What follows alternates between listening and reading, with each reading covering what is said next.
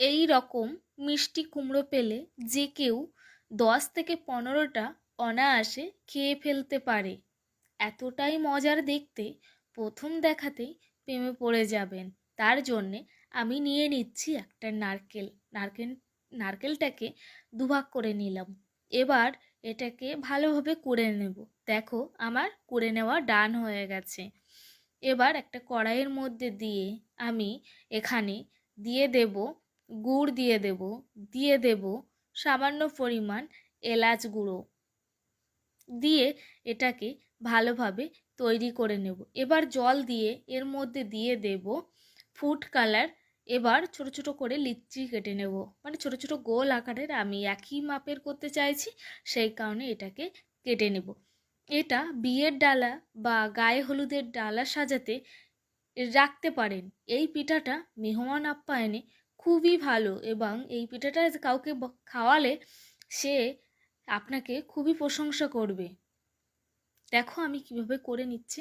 একটা কাঠির সাহায্যে আমি চারদিকটা দাগ দাগ দিয়ে দিচ্ছি। দেখো দেওয়া অলরেডি ডান হয়ে গেছে। এবার আমি এখানে পাকা কুমড়ো, তাই আমি এখানে এলাচ ব্যবহার করেছি। দেখো সেমভাবে দ্বিতীয়টা আমি সামান্য ছোট্ট মতো একটা গর্ত করে নেব, নিয়ে এখানে নারকেলের পুরটা আমি ভরে নেব। দেখো এবার ভালোভাবে আমি কিন্তু গোল করে দিচ্ছি।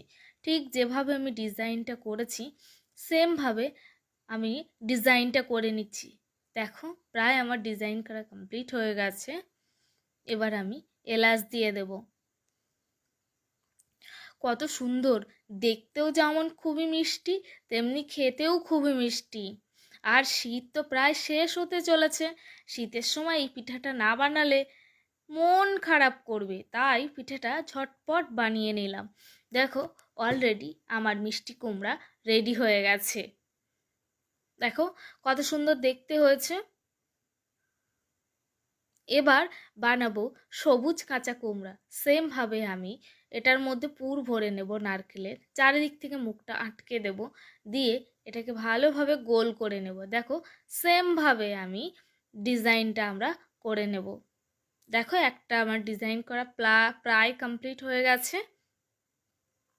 এবার যেহেতু এটা কাঁচা কুমড়ো, সেহেতু এর ওপরের অংশটা আমি জাম গাছের মোটা অংশটা ব্যবহার করেছি। আপনারা চাইলে অন্য কিছু দিতেও পারেন। দেখো সবগুলো আমার রেডি হয়ে গেছে, মিষ্টি কুমড়ো, কাঁচা কুমড়ো সব কিছুই রেডি হয়ে গেছে। এবার এবার এটাকে ভাপে বসালে একদম কমপ্লিট।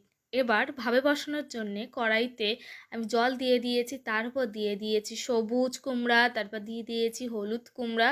সব কিছু দিয়ে প্রায় 10 মিনিটের কাছাকাছি ভাপ দিতে দিলেই হয়ে যাবে একদম রেডি।